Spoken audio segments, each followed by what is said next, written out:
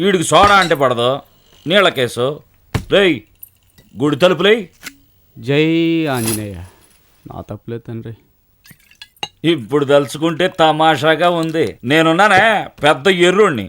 మనోడికి పెద్ద ఉద్యోగం వచ్చేదాకా కాస్త మనశ్శాంతిగా ఉంటుందని హనుమంతుడి గుడికి తీసుకుపోతే ఈ కోతి ఆ పిల్ల కోతిని ఆడికి రమ్మని సెటప్ చేసేసింది. మరి నా గురించి ఏమనుకుంటారు? ఎవరు? హనుమంతుడు గారు. నువ్వు ఆయన ఏదో నీ గురించి ఆలోచిస్తున్నట్టు ఈ మధ్యన హనుమంతుల గుడిలోనే లవ్ స్టార్ట్ చేస్తున్నారు. దానికి బాగుంటే అంతే చాలు. ఏంట్రా ఏడుస్తాడు? ఏంట్రా ఏమైందిరా?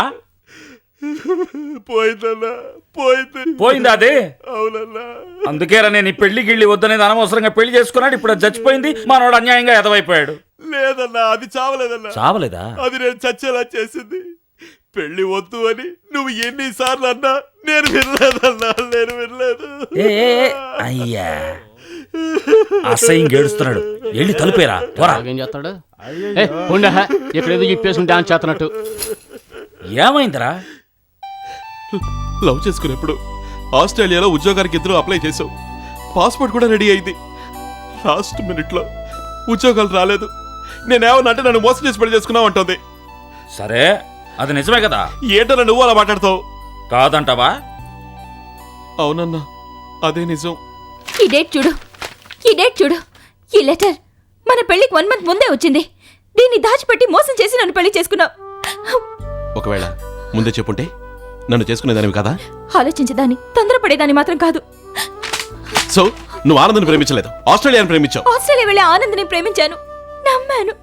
సరే ఆస్ట్రేలియా బాగుపోతే ఏంటి? ఆఫీస్కి వెళ్తున్నావు కదా, తన కోపం తగ్గేదాకా ఆఫీస్ నుంచి డైరెక్ట్ ఇంటికి వెళ్ళమాక. అటు ఇటు తిరిగి లేటుకి వెళ్ళు. అడిగితే ఓటీ అని రీలేసుకో. ఓటీనా? అది కుదరదన్నా. మీ ఆఫీస్లో ఓటీ ఉంది కదా? ఆఫీస్లో ఓటీ ఉంది, నేనే ఆఫీస్లో లేను. ఆరి దుర్మార్గుడా, ఉద్యోగం వదిలేసావా? ఎవరిని అడిగి వదిలేసావు? నా పెళ్ళాన్ని అడిగి. అప్పుడు ఓకే. సిగ్గులేదు? పెళ్ళాన్ని అడిగి ఉద్యోగం వదిలేసావా? మగాడు అయితే నువ్వే వదిలేయాలరా. రేయ్ విషయం నాకు అర్థమైందో. ఈడు మగసింహంరా. ఈడా నేషనల్ జాగ్రఫీ చూసావా? జంతువుల సెక్షన్ చూడన్నా. అదొకటే అనుకుంటున్నావా? సింహాల లైఫ్ హిస్టరీ కూడా ఉంటదా? ఆటిల్లో మగసింహం ఏటకెళ్దో తెలుసా నీకు? మరేటనుకున్నా అప్పుడు ఆట సింహాలు పోయి మాంసం వేసుకొస్తాయి. వాటన్నిటిని మగసింహం డిస్ట్రిబ్యూట్ చేస్తుంది. ఏంటి? పంపిణీదారుల హక్కురా. సమంగా భాగాలు చేసి ఆడసింహాలు కట్టి చక్కగా తిని అన్నం ఎదురవుతాడు. తర్వాత పిల్ల జల్లా పుట్టినయే అనుకో, హెల్పింగ్ అంతే మగసింహం డ్యూటీ. అదే చేసింది ఈ సింహం.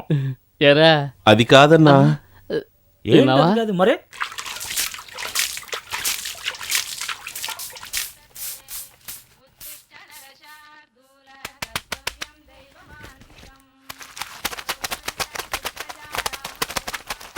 అంత త్యాగం చేసినప్పటికీ తను గొడవ మానలేదు. కంప్యూటర్ చదివిన ఆడవాళ్ళు ఇంటి పనులు చేయడమేమో బాధ్యత, అదే మగవాళ్ళు చేస్తే అది త్యాగం. బుయ్యవోయ్.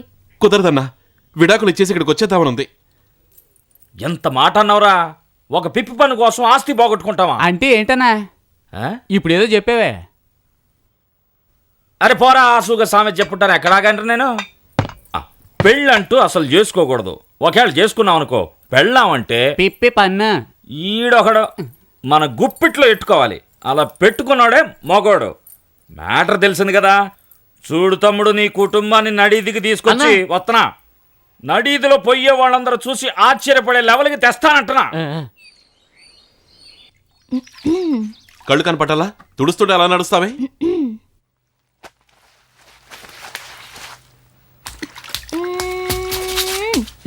ఏయ్ ఏంటిది? చెప్తే వినిపించుకోవే. ఇంతకన్నా నువ్వు చేసేది ఏముంది కనుక? ఇంతటి దానికి ఓ పని మనిషిని పెట్టమంటావా? పోవోయ్. పెళ్ళాం గుడ్లురు విందే అనుకో. చెయ్యటమన్నా. పెళ్ళాం గుడ్లురు విందే అనుకో, తనకిష్టమైన వస్తువుని తెచ్చి విసిరి పడే. ఇంకోసారి ఇలా తీసేసి మాట్లాడితే ఏయ్ ఆ తాకొద్దు. ఆ ఫిషర్ నా మ్యారేజ్ గిఫ్ట్. ఓహో, నీ మ్యారేజ్ గిఫ్టా? అయితే నాకేంటి? Next dialogue. ఏయ్ ఇవాళ ఇది పగిలిపోయినట్టే. నీ బుర్ర పగులుద్దని చెప్పు. ఏదో రోజు ధైర్యంగా చెప్పు. ఏదో ఓ రోజు ఓర్ని ఎంకమ్మా సారీ రా.